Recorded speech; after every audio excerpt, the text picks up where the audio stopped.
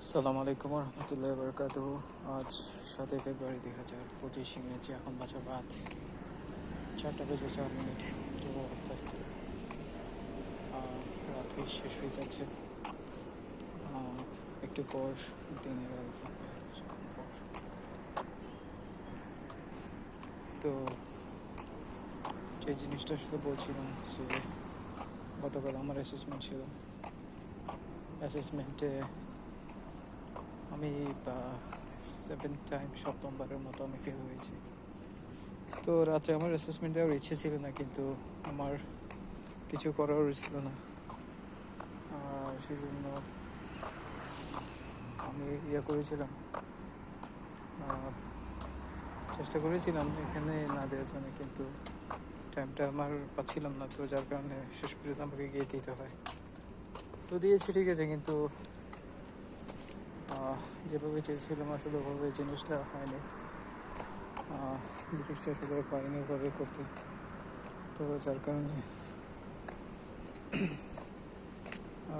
ফেলটা আসলে অনিবার্য হয়ে যায়। তো আর আর কি বলবো, মানে আমার সাথে একটি ছেলে ছিল, ও মানে প্রথম থেকে ও অটোমেটিক গাড়ি চালাতো, যার কারণে ওর হ্যান্ডেলিংটা আমার চাইতে অনেক ভালো ছিল। যার কারণে ওর কিন্তু ফেল হয়েছিল। ওর জাস্ট 2টা রিজন দেখিয়েছিল, আর আমার দেখিয়েছিল অনেকটা। তো যাই হোক, আমি আবার ক্লাস করেছি। আমি 5 দিন পর আমার ক্লাস স্টার্ট হবে।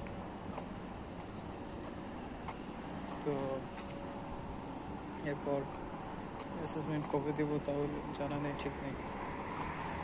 খুবই আসলে নিজের উপর খুবই হতাশ, মানে যে এখনো পর্যন্ত করতে পারিনি, মানে এখনো পর্যন্ত পাশ করতে পারিনি।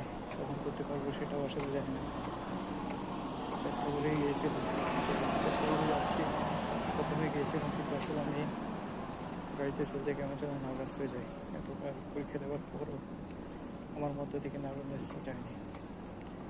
তারপর কমন কিছু জিনিস যেগুলো আসলে আমি মনে করি যে কি আমার ADHD যেটা সমস্যা আছে, ADHDর ফোকাস সমস্যা, ওইটার কারণে আসলে আমি জিনিসগুলো হ্যান্ডেল করতে পারছি না। সব জায়গায় আসলে গিয়ে পাঞ্চার করে দিচ্ছি, উল্টাপাল্টা করে ফেলছি। তো যার কারণে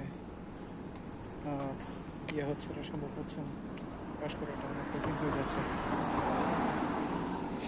তো যাই হোক, আজকে এমনিতে আরও কিছু কথাবার্তা উনি আমাকে বলেছিলেন। আমি আসলে বুঝতে পারছি না জিনিসগুলো আদৌ সঠিক কিনা।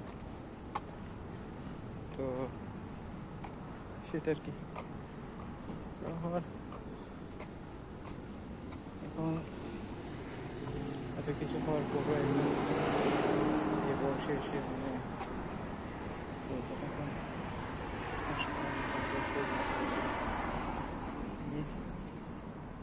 আমি সারা জীবনে আসলে সব কিছুতে স্লো ছিলাম, পিছিয়ে ছিলাম। আজকে এটা তো আসলে ব্যতিক্রম হচ্ছে না। তো সেটা কি খুবই আসলে হতাশ লাগছে।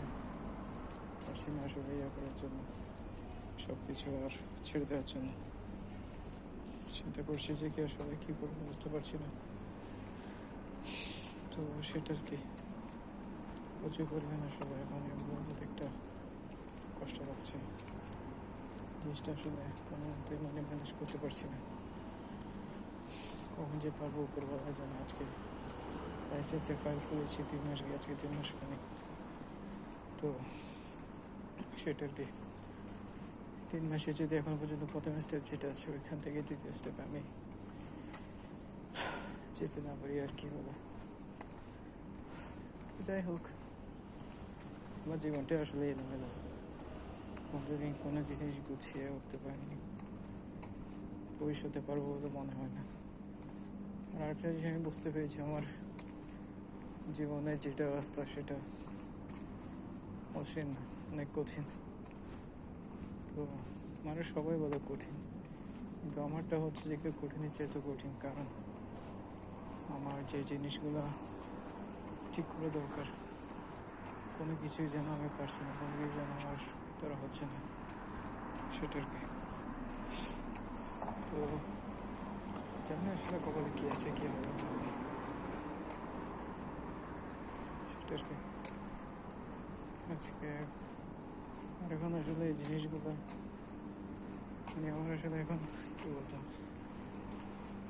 গাড়ি চালার পর আসে কিংবা উঠে থেকে আসলে আমার মনটা একদমই উঠে গিয়েছে।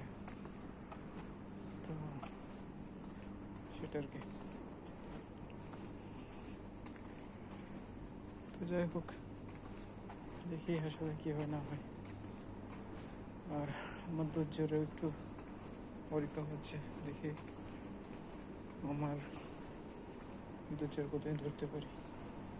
আমাদের টাকা যেভাবে জমা দিয়েছে ওগুলো ওভাবে লস করে ফেলতে হবে আর কি, এছাড়া কোনো উপায় দেখছি না। অনেক সাধ্য সাধনার জিনিস এটা, চিন্তা করেছিলাম যে কি ব্যবস্থা একটা করে ফেলবো, হয়ে যাবে, কিন্তু জিনিসটা হতে অনেক কষ্ট হয়ে যাচ্ছে, পারছি না জিনিসটা আসলে। অবশ্যই আর কি। আর ঠিক আছে তাহলে, যাই হোক, একটা বিশেষ কিছু বলার নেই। ঠিক আছে, সালাম।